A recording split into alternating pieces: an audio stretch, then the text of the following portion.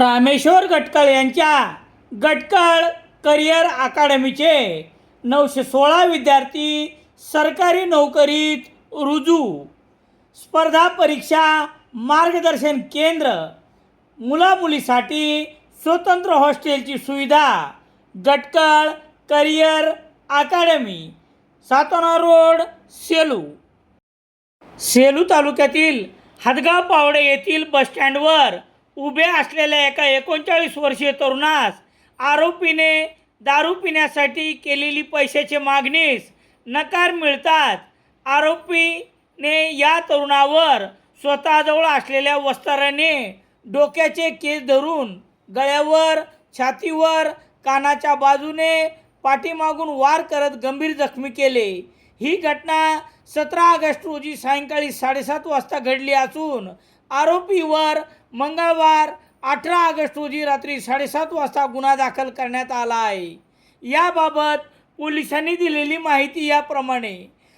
सेलू तालुक्यातील हदगाव पावडे येथील बसस्टँडवर 17 ऑगस्ट रोजी सायंकाळी 7:30 वाजता थांबलेल्या विश्वनाथ उद्धवराव उगले व 39 वर्षे यास आरोपी भगवान त्र्यंबक पावडे याने दारू पिण्यासाठी पैशाची मागणी केली.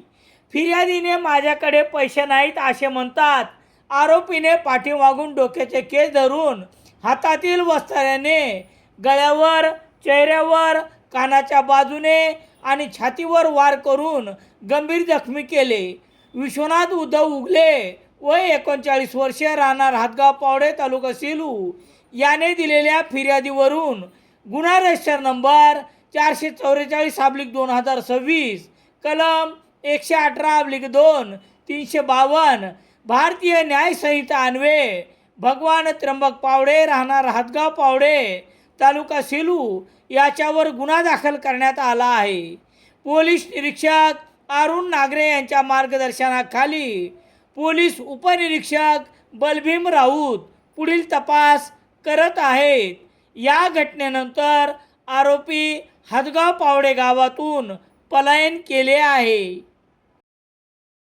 सेलू शहरात सर्व प्रकारचे दैनिके घरपोच मिळण्यासाठी संपर्क Balaji newspaper agency, bus stand, Selu.